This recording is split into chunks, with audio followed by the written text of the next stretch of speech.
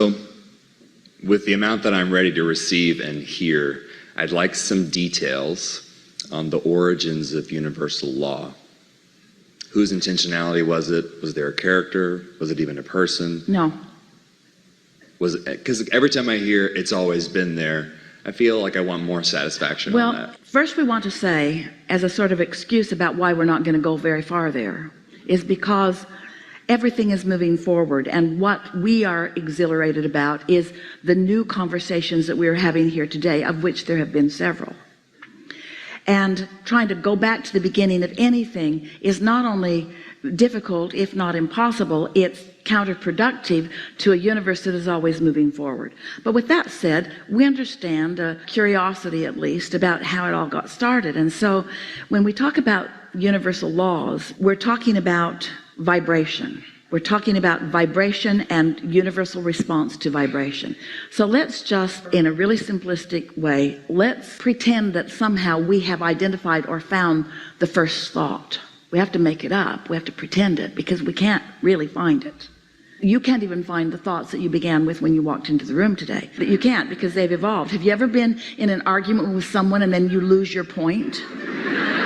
All you remember is that you were right, but now they've got you so confused that you can't even find the premise that you started with.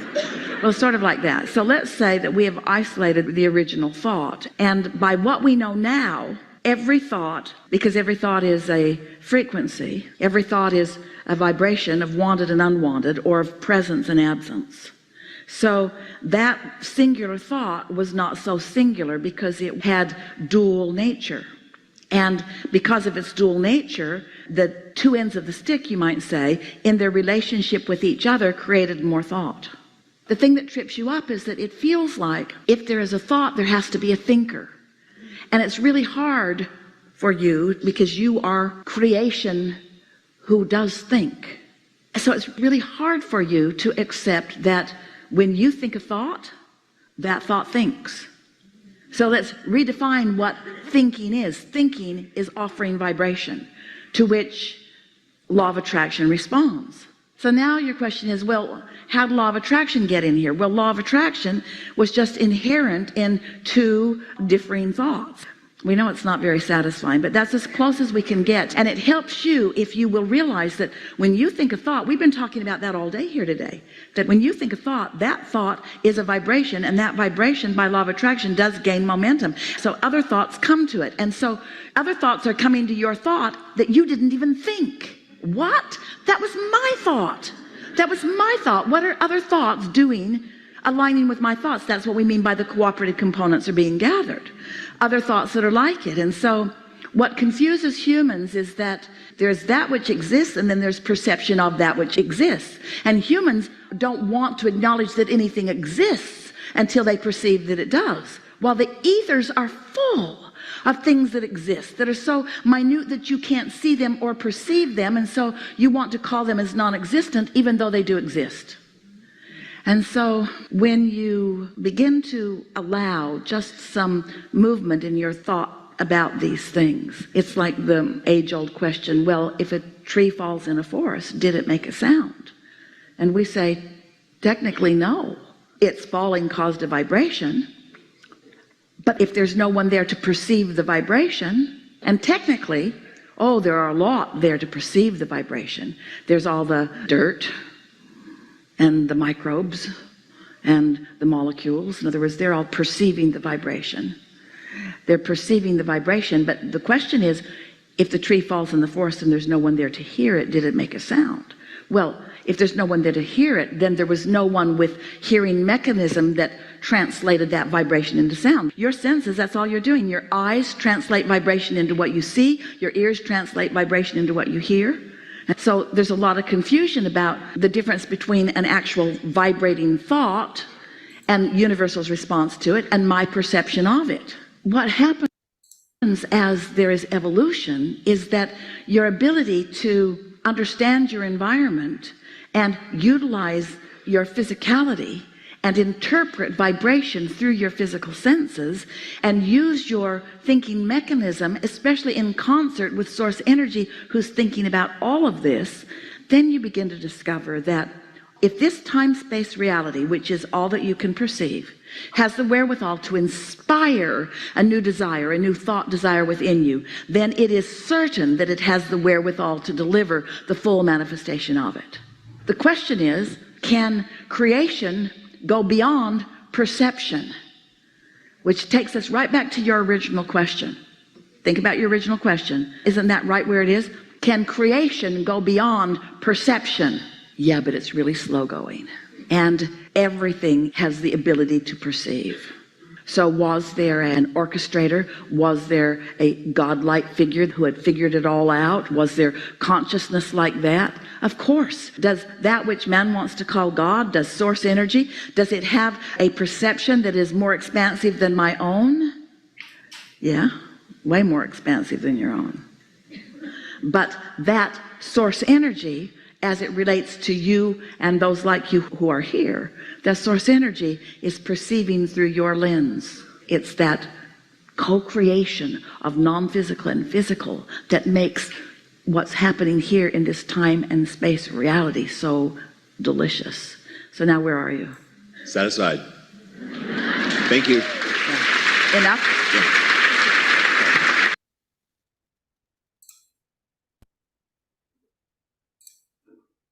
Hello, hello, hello. We are going to start with a song like we always do because I like to shake it out and free up some energy. Go to our old favorite. Let's dance if you want to. Get up with me and dance.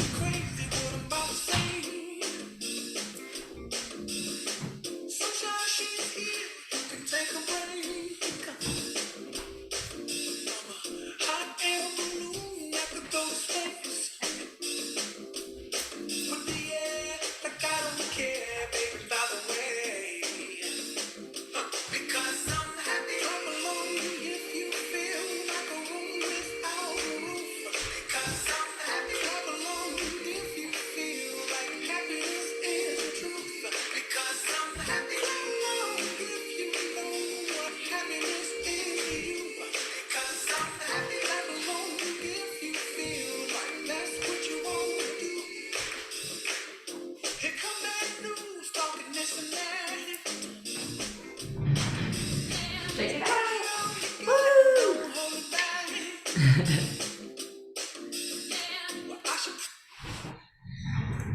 All right.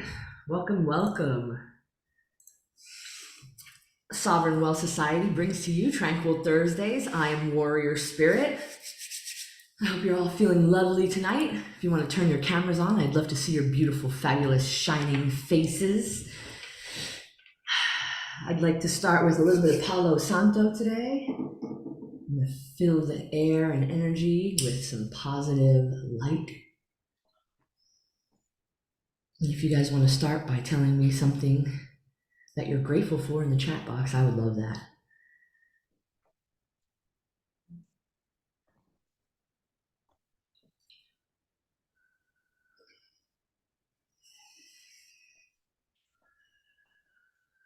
You can see all of the remnants of anything negative or dark falling off of your aura.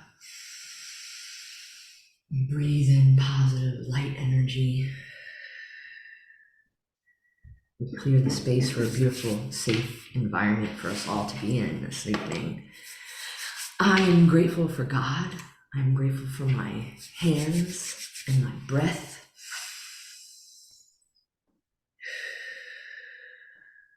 I'm grateful for my awareness and my family. I'm grateful for my team, my mentors and leaders. I'm grateful for IM. I'm grateful for trading and MMX. I'm grateful for my home. I'm grateful for Layla and Loki. Let's see what we got in the chat box. Grateful for God. I'm grateful for my podcast and all my creative works. Yes. I'm grateful for God's love and contrast and my healthy heart. All right. Dalton, I'm grateful for new perspectives and breakthroughs. I'm grateful for my family and life. I'm gifted every day. My lovely mother, folks, is grateful for my wonderful connections with like-minded souls. Yes, we love that. Thank you guys so much for participating. I appreciate you all. Today we're going to talk about the universal laws, which is an excellent topic for creation and ability to manifest. It assists us with the vibration and frequency of what we want to create. This incarnation, this world, is a dualistic. Let me unblur myself because that's weird. I kept popping in and out. We are here in this 3D incarnation. It's a dualistic reality, which is very black or white, cold or warm, love or hate. And with working with the universal laws, it opens up the door to a sort of rule set for you, which if you can begin to work with these 12 laws, life as a whole becomes easier to manage and you feel more joy. You feel more awake, more alive in your skin. I have known about the universal laws for a long time, yes, but it wasn't until end of 2021 that Nick, who is my awesome leader, the head of Sovereign Well Society, the founder, he was like, Michelle, you got to study these laws. And we wrote them in a little book and he gave them to me and I'm studying them and studying them and studying them. And I mean, that energy did give me like a catapulting forward because I'd worked with them before. I did some TikToks on them as well, explaining them and going into the details in that arena. So if you want to check out my TikTok, it's at Warrior Spirit 16, my Instagram too. So we'll start the universal laws. We have 12 of them. The first law is the law of divine oneness. Now, divine oneness is everything is connected. You know, every thought, every action, every movement, everything, person, place, or thing, energy is connected. So with that, I mean, just the feeling of that to me, when I speak it out loud, it feels in my body to be warm. To think that everything and everyone is connected makes it feel easier to output love. Because if everything is connected, that means everything is connected to me. And if I'm outputting something other than love, I'm outputting that to myself as well. So being compassionate with others, recognizing that we are all one, it changes the energy. It changes the energy of our interactions. It changes the energy of how we think about one another and about ourselves. And that compassion for others always begins with compassion for self. Now, I'll be honest, the past few days, I myself have been going through some heavy emotions, ascension symptoms, because we are on the brink of major shifts. And I mean, I find myself saying that at times, but this is different. And I know all of you know and can feel it as well. So while moving through these heavy emotions, the universal laws were coming through for me. That when you do have heavy emotions, if you sit in them, they take over. And it's like Neno says, you drift. And if you allow yourself to drift, it's very easy for you to stay within those low vibration energies. So when you can look at the law of divine oneness, when you're going through hard times, just remember compassion for self is how you would start. Because compassion for others is what we think about first, maybe primarily before we think about self.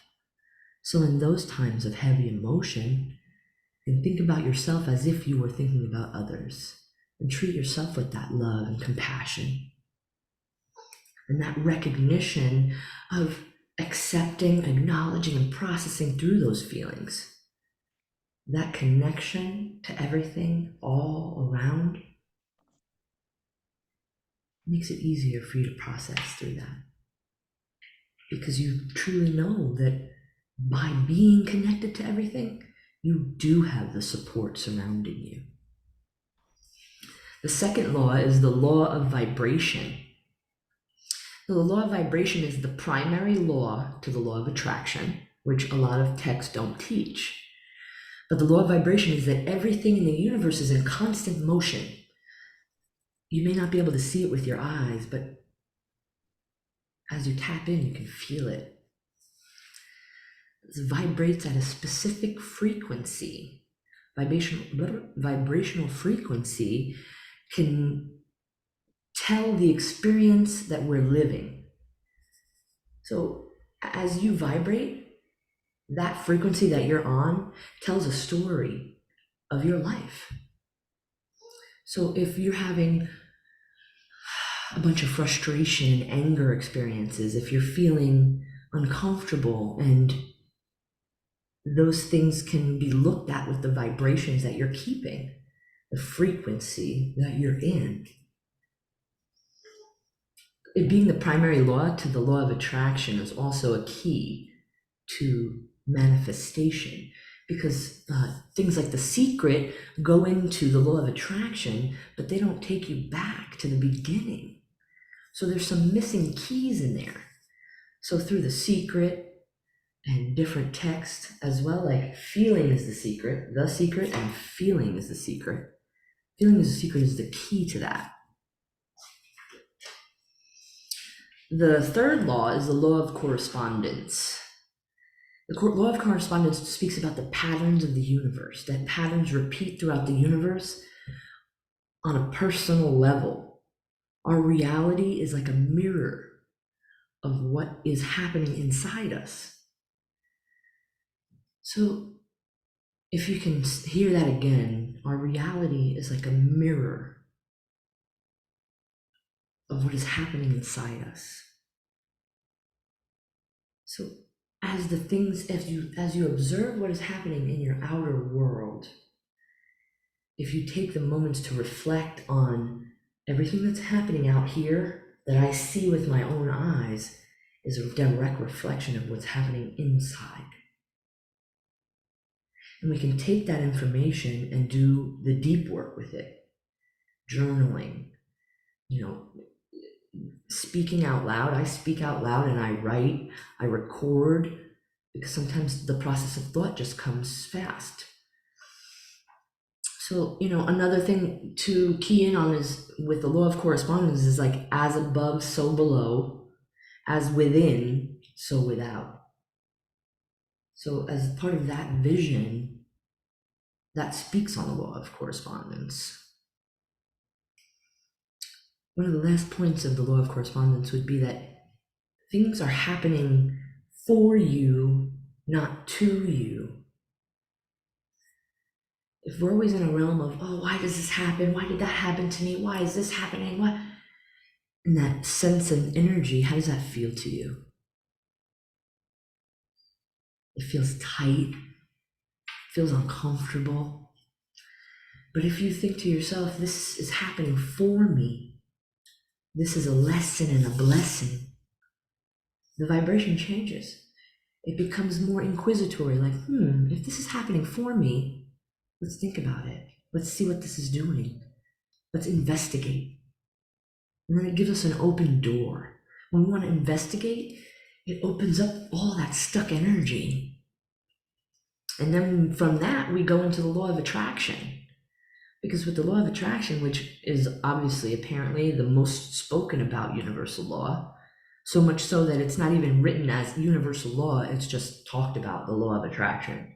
And there's so much more to it. The law of attraction is like attracts like. So what you focus on is what you get.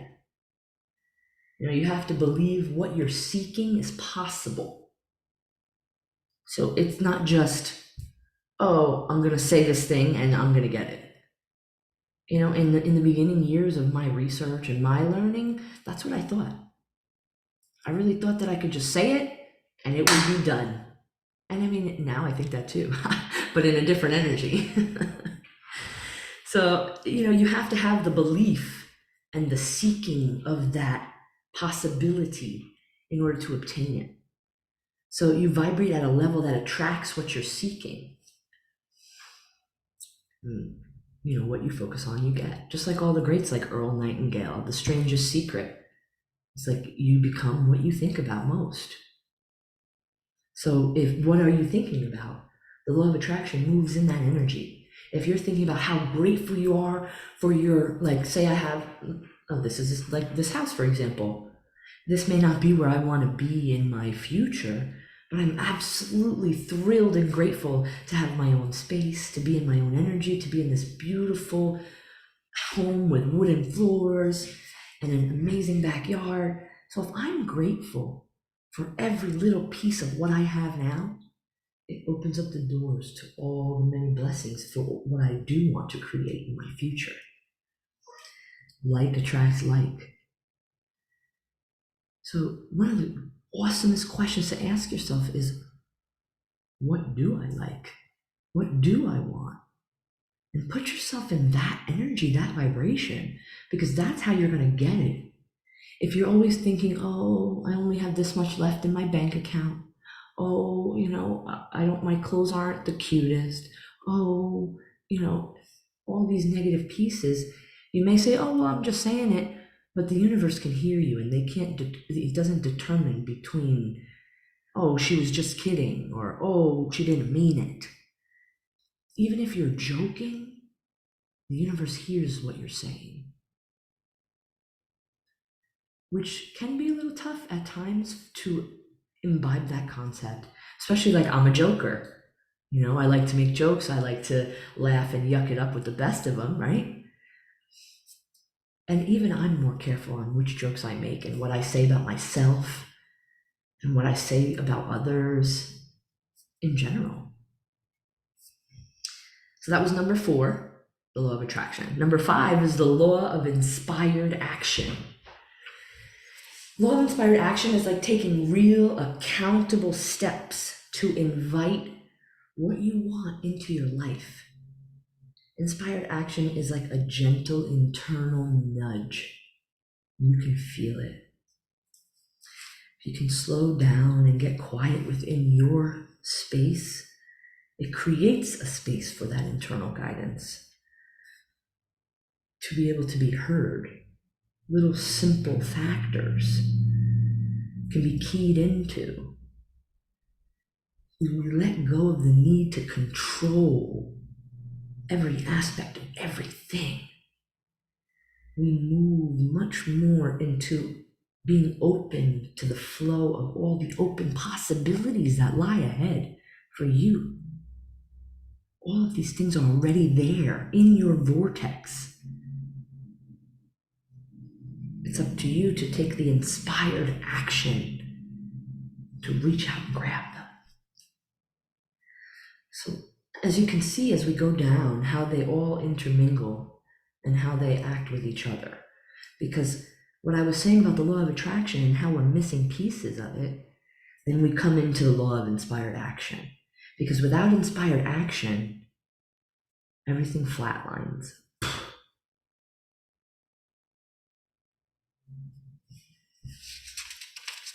So real actionable steps. The law of perpetual transmutation of energy is number 6. Everything in the universe is constantly evolving and fluctuating. Every action comes after a thought. So actively seek to uplift any negative energy by maintaining your positive thoughts and actions. Perpetual transmutation of energy, everything is always evolving, means that you can change anything at any moment of any day. The beginning step is belief. Believing in yourself, in the ability to attract, to have inspired action, and then recognition that everything is always moving and evolving. You are never stuck. Nothing ever stops. So if today you weren't able to check all the things off your list, let's try again tomorrow, because there's always a new, beautiful, amazing day. Just like for me, yesterday, my body called for rest.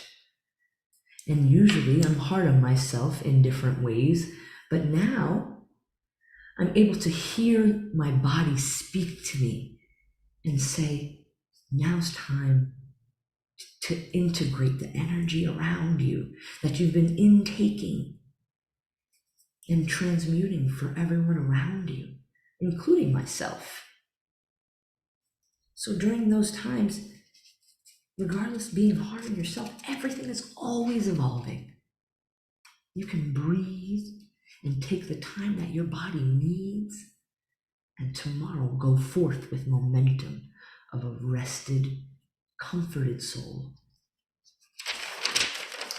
Well, we're on number 7. Number 7 is the law of cause and effect. Direct relation between actions and events. So the law of cause and effect is pretty self-explanatory, that every action will have a reaction, whether it's good or bad. So if you're making actions that your soul feels good about, and it brings you good back into your life, what causes, and you have your effect. So if you're, living in the space of negativity, this moves into and is correlated with the law of attraction, that is what the action reaction is going to be. Number 8 is the law of compensation. The law of compensation is that you reap what you sow. So all of your efforts will come back to you positively. Where am I being called to serve and support is an excellent question to ask ourselves when we're thinking of the law of compensation. Because one of the most major things that I keep hearing that's repetitive and coming to me in my energy when it comes to the law of compensation is that when you can serve others and help others be successful, that's when your success comes to you, flowing openly and easily even. The more people you can help and assist, the more you can offer to the world and to the people, the more you will be blessed with the same amazing assistance and elevation that you're offering. So I really love the law of compensation, because it puts us in a positive standpoint to assist others and I know a lot of people here, as well as deeply within myself, is that we are here to help others. Number 9 is the law of relativity. So inclined to compare things, we are as humans. We are. We want to say, oh, well, she didn't do it this way, or I do it that way, or I didn't like the way you did it because I do it this way. There's always comparisons. So we are inclined as humans to do that. In this world, it's a very 3D dualistic nature, like I talk about.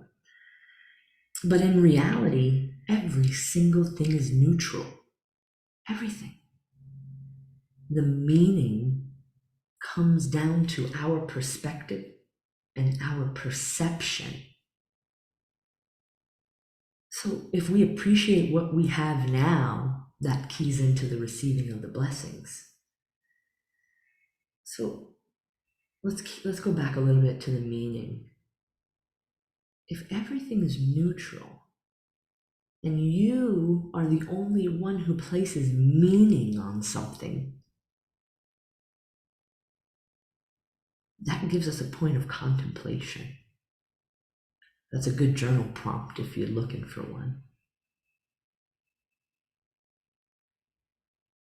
Because if all the meaning in the world comes down to your perception and your perspective,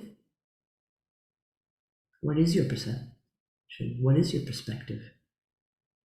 It's your world.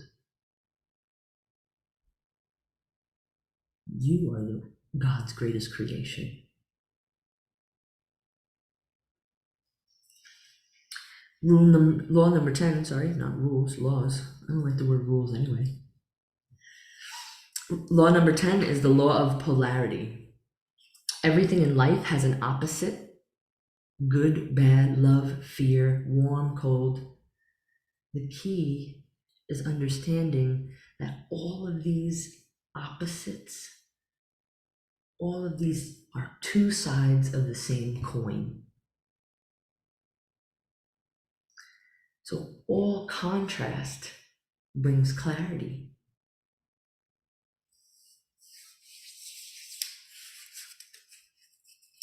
The law of polarity, within this 3D, I truly know that we are moving out of these dualistic things where it only has to be one of two ways. Because we know that through these things, they're all the same. It's all your perspective and your perception. Law number 11 is the law of rhythm. The law of rhythm is that cycles are natural in this world. Integration is just as important as growth. So as we pause there for a moment on integration, it's kind of what I was speaking about the energies that I was moving through.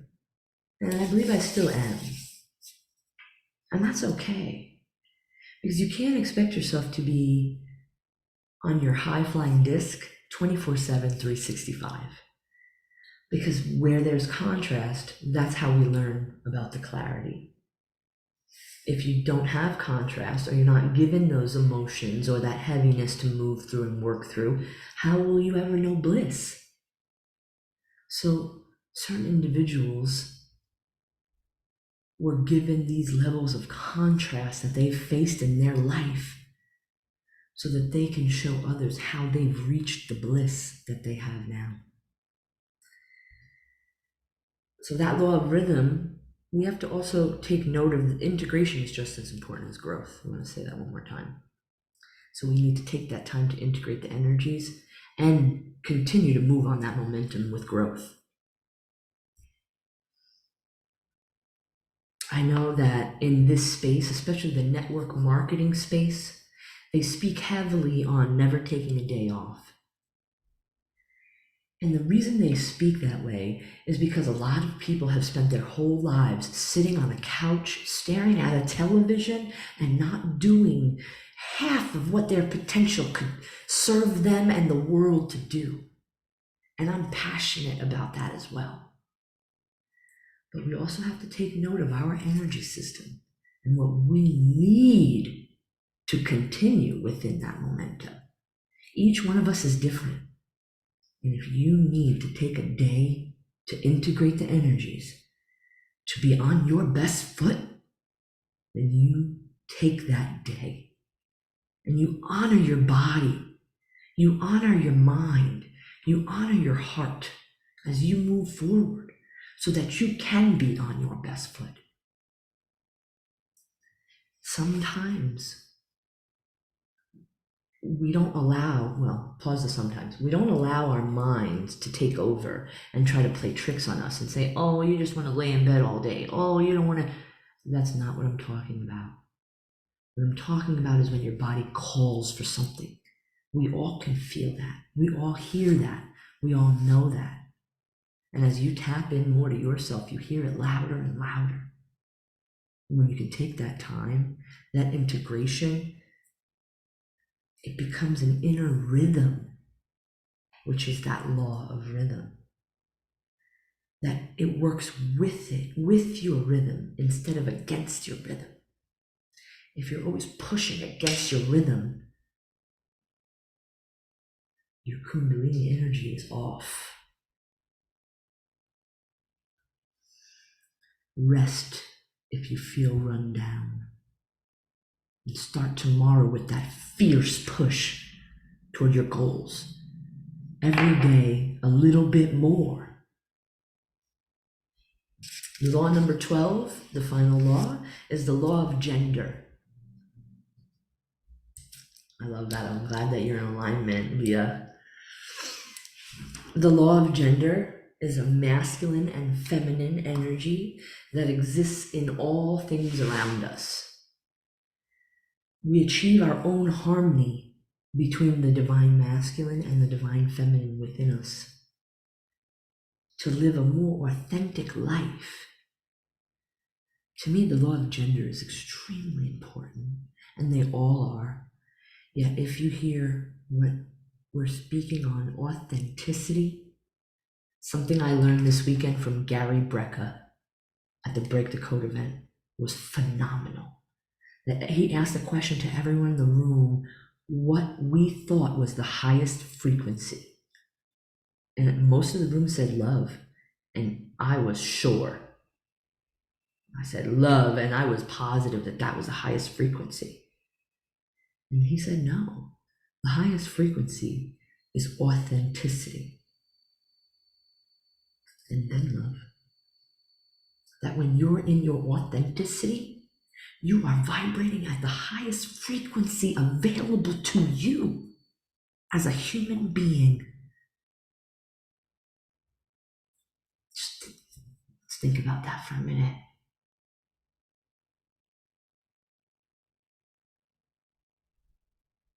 I would have thought, and I did think love. I really did.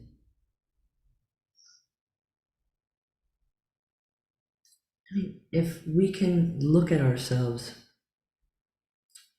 and ask those questions between the divine masculine and feminine, that balance creates that authenticity for you, for all of us. Because if you're within your authenticity, you are attracting all of the things that are meant for you to elevate and continue in that beautiful elevation momentum. If we understand the concepts and creating your concepts on how they make sense to you, we learn how to use them in everyday scenarios. So I'm going to go over them one more time really quickly, just in case you need to fill in your notes before we do a meditation. So the 12 universal laws, the law of divine oneness, everything is connected. The law of vibration, everything is in constant motion. The law of correspondence, patterns repeat themselves throughout the universe. The law of attraction, like attracts like. The law of inspired action, taking real actionable steps. I lost myself. Toward taking real actionable steps toward what you want. The law of perpetual transmutation of energy, that everything in the universe is constantly evolving. The law of cause and effect, direct relation between the actions and events in your life. The law of compensation, you reap what you sow. So the question is, where am I being called to serve and support? Number 9 is the law of relativity, inclined to compare things, but in reality, everything is neutral. Law number 10, the law of polarity, everything in life has an opposite. Law number 11, the law of rhythm, cycles are natural and integration is just as important as growth. 12 is the law of gender, masculine and feminine energy that exists within all things, including us.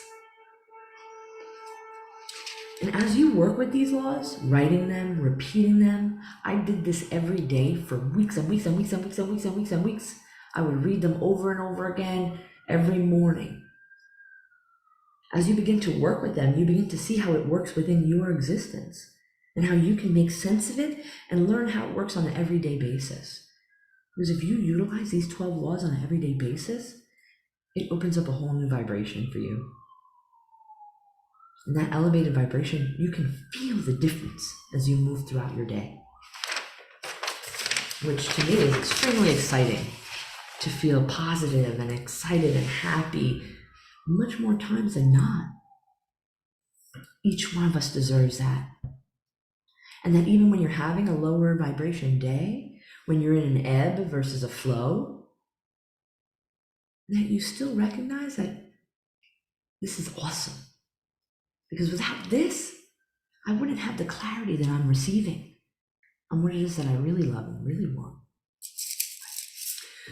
So I think today we'll do a meditation on emotional regulation. I'm going to take a sip of water. You can kind of start to get comfortable and I'll start in a minute.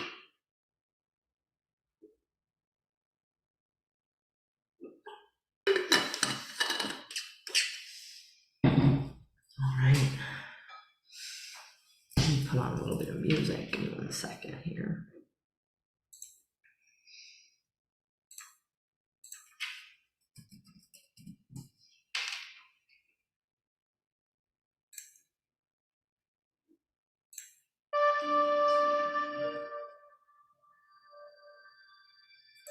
Can you hear it? Volume good? All right.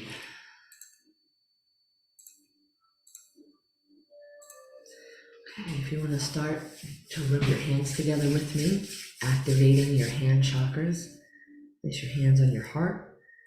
We're going to take 3 regulatory breaths to center and calm our systems.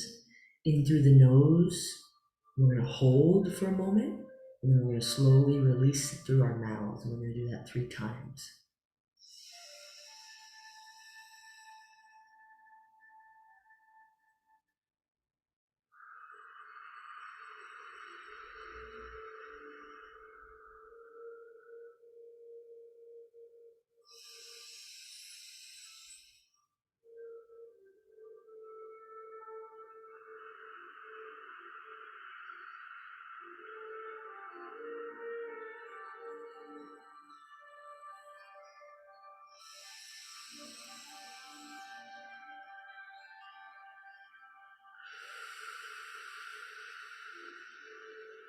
And get comfortable in a seated position.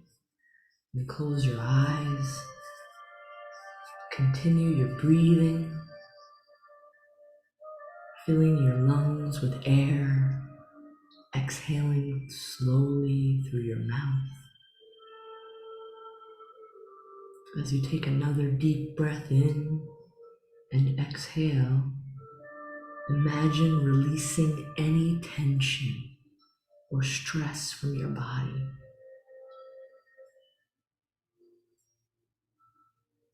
Continue to breathe deeply and steadily, focusing on the sensation of the breath moving in and out of your body.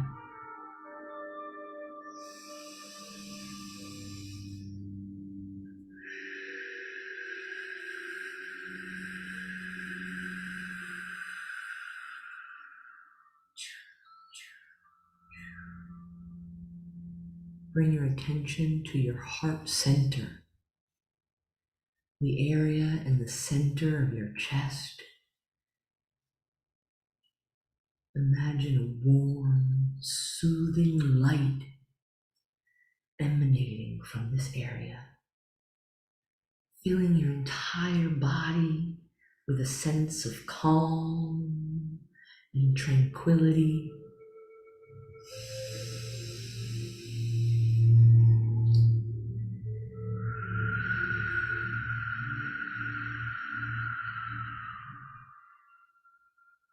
Now bring to mind any emotions or feelings that you are currently experiencing. It could be anxiety, anger, sadness, or any other feeling. Allow yourself to acknowledge and accept these feelings without judgment.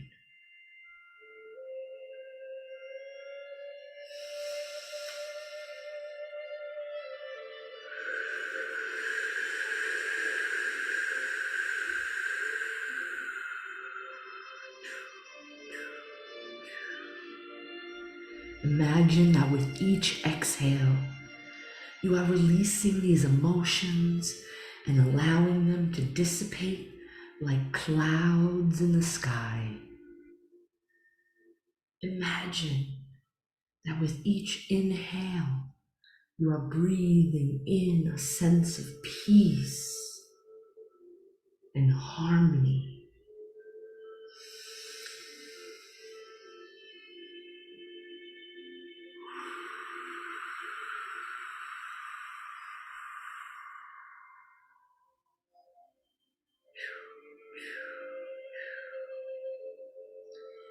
As you breathe deeply and steadily, focus on the present moment, letting go of any thoughts or worries of the past or future. Allow yourself to be fully present in this moment, in your body and in your breath. I'm going to stay here for a moment of quiet contemplation.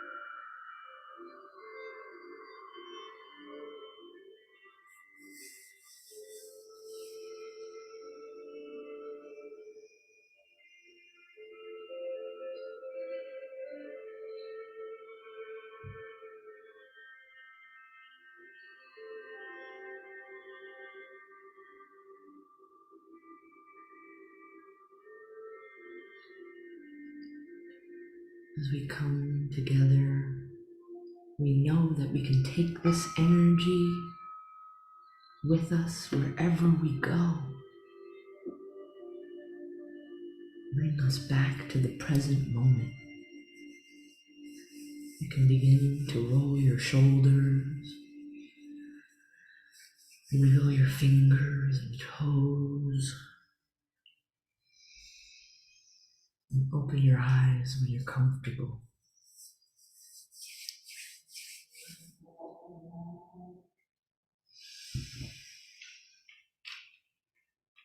If anything came up for you and you'd like to put it in the chat box, you can definitely do that.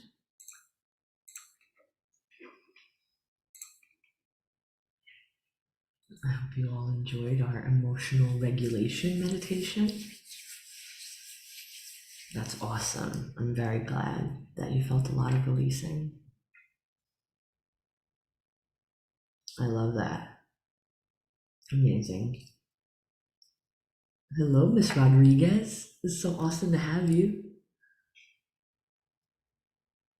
That is very true. Yawning is a way the body releases. I wanted to join in the meditation myself. We're going to end with our prayer. Oh, thank you. I appreciate that so much. And send my love to Chandra, please. We're going to do my favorite prayer. I'm going to continue doing the same prayer every week because I love it so much. Break the binaries. Thank you so much, Mom. I appreciate you so much for saying my meditations are awesome.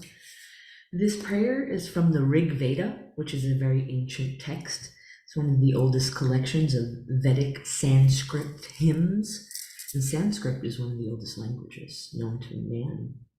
This is from mid to first millennium BCE. So it's Anno Domini, which is before the year of the Lord. It's called United in Heart. If you want to rub your hands together with me and place them on your heart. You can bow your head. It's called United in Heart. May we be united in heart. May we be united in speech. May we be united in mind. May we perform our duties as did the wise of old. May we be united in prayer. May we be united in our goal. May we be united in our resolve. May we be united in our understanding. May we be united in our offering. May we be united in our feelings. May we be united in our hearts. May we be united in our thoughts. May there be perfect unity amongst us. And so it is, and so it shall be. Amen. You rub your hands together, and we're going to take all that love energy and we're going to send it out to each other.